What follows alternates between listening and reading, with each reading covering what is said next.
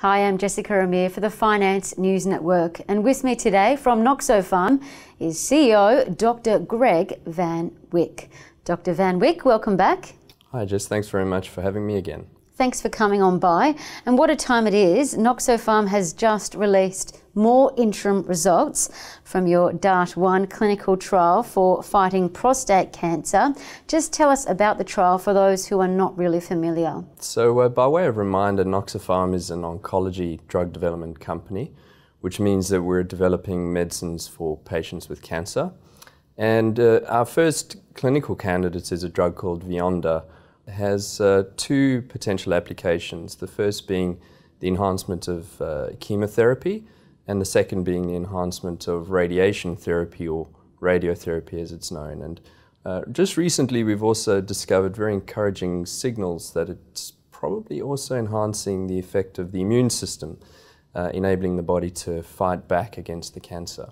So today's DART study is essentially a study of men with end-stage prostate cancer, men who've run out of any treatment options, and really the goal for these men is to keep them comfortable, and they get a low dose of background radiotherapy. And in this study we're combining Veyonda with the radiotherapy to see if we can improve their outcomes.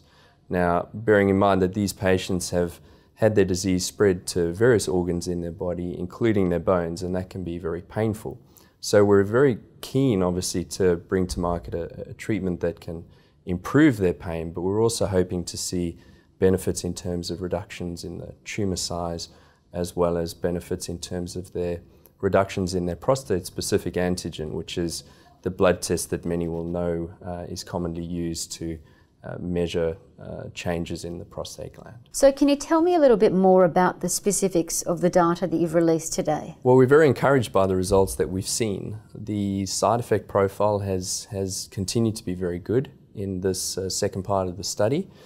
And at 12 weeks of follow-up, we're seeing response rates from a prostate-specific antigen level, whereby we look at the proportion of patients who've had a 50% reduction or more in their PSA level. We're seeing response rates there of 55%. And when we look at pain, in terms of those patients that have had a 30% reduction in their pain levels, we see 45% of patients having had a pain response. And then lastly, when we look at the size of the tumours themselves, generally we're seeing stable disease, so patients are not seeing major increases in the size of their tumours. But what's really encouraging is that there are two patients that have had a dramatic reduction in the size of their tumours of greater than 30%. They've also had a substantial decrease in their pain, and they've had a substantial decrease in their PSA. So that's very encouraging that something is happening for these patients that is highly suggestive of a benefit of the addition of Veyonda to palliative radiation. When we look at the 55% of patients who've had a PSA response in this study, and we compare that to the rates of response that we would expect to see with low dose or palliative radiotherapy alone, there we see in the literature that response rates are generally in the region of 5 to 9%.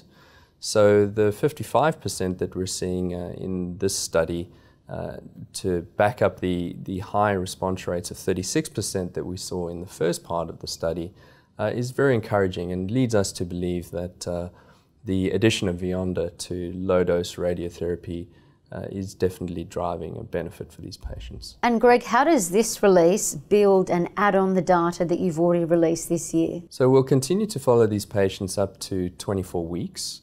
And you'll recall that in May this year we released the 24-week data for the first group of patients.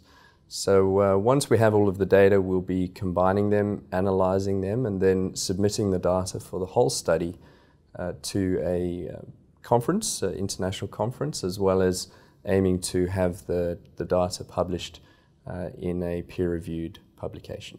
These peer-reviewed academic conferences and publications are essential for us to be able to demonstrate the value and the credibility of these data. And we're excited about the opportunity of presenting those data because based on what we've seen so far, we believe that the data are very good, and we look forward to being able to take our DART program into later phases of testing.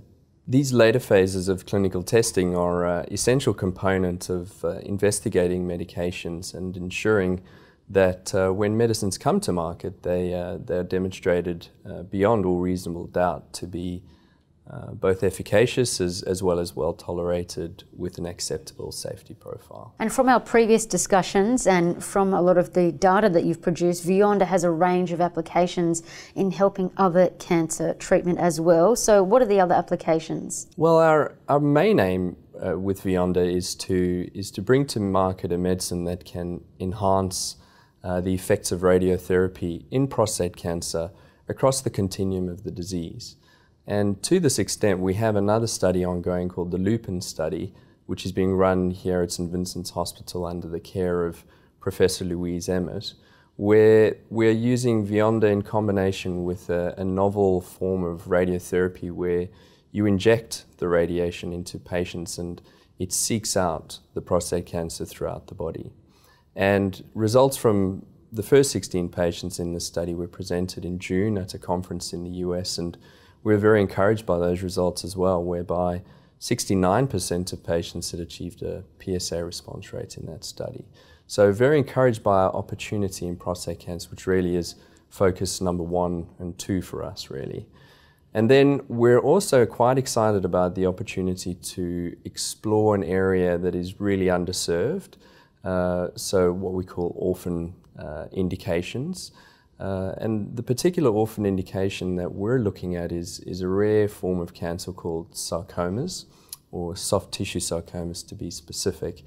And these patients have a very aggressive disease, and once it metastasizes or spreads through their body, it's invariably fatal. And we're aiming to study Veyonda in combination with chemotherapy in these patients with the goal, hopefully, of being able to prolong their lives. And we're in late stage of planning now for a study that we aim to run in the US hopefully beginning in the first half of next year. So the benefits to patients of bringing a new therapy to market are obvious, but the benefits to the company are also quite dramatic. If we are able to get an orphan drug designation, it brings with it certain advantages, including prolonged market exclusivity in the US, the opportunity to access grant funding, as well as the opportunity to work in a more collaborative manner with the likes of the FDA. And just lastly, Greg, once Veyonda has all the necessary ticks of approval, what impact will this have? Well, if Veyonda continues to perform as it is in DART 1 to date, it will be delivering the kind of outcomes that we expect to see from a lot of the chemotherapies that are currently on the market for prostate cancer. But of course, without some of the side effects that can dramatically reduce patients' quality of life.